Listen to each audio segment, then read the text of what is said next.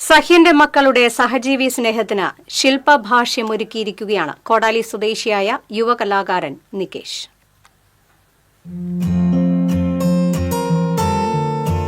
ആനകളെ അതിരറ്റ് സ്നേഹിക്കുകയും തെർമക്കോളും ഫൈബറും മറ്റും ഉപയോഗിച്ച് ചലിക്കുന്ന ആനകളുടെ ശില്പങ്ങൾ നിർമ്മിക്കുകയും ചെയ്യുന്ന നികേഷ് ഈയിടെ ദൃശ്യമാധ്യമങ്ങളിൽ കണ്ട ഹൃദയസ്പർശിയായ ഒരു ദൃശ്യത്തെ കളിമണ്ണുകൊണ്ട് ആവിഷ്കരിച്ചിരിക്കുകയാണ്.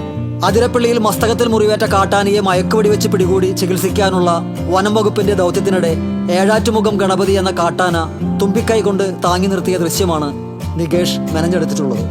ടെലിവിഷൻ ചാനലുകളിൽ കണ്ട ഈ സഹജീവി സ്നേഹത്തിന്റെ കാഴ്ച മനസ്സിൽ മായാതെ നിന്നതാണ് കളിമണ്ണിൽ ഈ കാട്ടുകൊമ്പന്മാരെ രൂപപ്പെടുത്താൻ ഇടയാക്കിയതെന്ന് നികേഷ് പറഞ്ഞു. ഇപ്പൊ ഈ ശില്പം ഉണ്ടാക്കാനുള്ള സാഹചര്യം വന്നത് ഇപ്പൊ ഈ അടുത്തിടെ നമ്മൾ കാണാനിടയായിട്ടുണ്ട്. ആ മുറിവേറ്റൊരു ആനനെ മയക്കുവെടി വെച്ച് ചികിത്സയ്ക്കായിട്ട് കൊണ്ടുപോകാനുള്ള ഒരു ശ്രമം നടന്നിരുന്നു.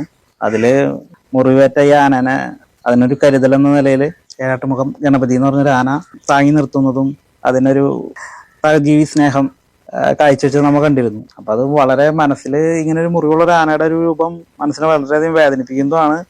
അതോടൊപ്പം തന്നെ ഒരു സ്നേഹത്തിന്റെയും കരുതലിന്റെയും ഒരു ഭാഗമാവാൻ കഴിഞ്ഞൊരു ആനയുടെ കൂടി ഒരു നല്ലൊരു മെസ്സേജ് കൂടി അതിലുണ്ട്. അപ്പൊ അങ്ങനെ കണ്ടപ്പോൾ അതൊരു ശില്പമാക്കി ചെയ്യണമെന്ന് എൻ്റെ മനസ്സിൽ തോന്നി. അതുകൊണ്ടാണ് ഇങ്ങനെ ഒരു ശില്പം ചെയ്യാനായിട്ട് തുനിഞ്ഞത്. കാട്ടുകൊമ്പന്മാരുടെ സഹജീവി സ്നേഹം പ്രകടമാക്കുന്ന ദൃശ്യം ശില്പമാക്കിയതിന് തൊട്ടു പിന്നാലെ മസ്തകത്തിൽ മുറിവേറ്റ കാട്ടാന ചരിഞ്ഞതായുള്ള വാർത്ത എത്തിയത് ഈ യുവ കലാകാരനെ ഏറെ സങ്കടപ്പെടുത്തുകയാണ്. ചെറുപ്പം മുതലേ ആനകളെ ഇഷ്ടപ്പെടുന്ന നികേഷ് ആനകളുടെ ചിത്രം വരയ്ക്കുന്നതിലും ശില്പങ്ങൾ മെനയുന്നതിലും വിദഗ്ധനാണ്. കുട്ടിക്കാലത്ത് ഉത്സവങ്ങൾക്ക് പോകുമ്പോൾ ആനകളെ സസൂക്ഷ്മം നിരീക്ഷിച്ചിരുന്നതിൽ നിന്നാണ് ഗജശില്പങ്ങൾ നിർമ്മിക്കാനുള്ള മോഹം ഉണ്ടായത്. യഥാർത്ഥ ആനകളുടെ വലിപ്പവും രൂപവുമുള്ള 5ഓളം കരിവീരന്മാരെ നികേഷ് ഇതിനകം നിർമ്മിച്ചിട്ടുണ്ട്. നികേഷ് രൂപം നൽകിയ ചേക്കിലെ മാധവൻ എന്ന ഗജശില്പം ഏറെ ശ്രദ്ധ പിടിച്ചു പറ്റിയിരുന്നു. യന്ത്രസഹായത്തോടെ തുമ്പിക്കൈ ഉയർത്തുകയും ചെവികൾ ആട്ടുകയും മസ്തകം കുലുക്കുകയും ചെയ്യുന്ന തരത്തിലുള്ളതായിരുന്നു ഇത്.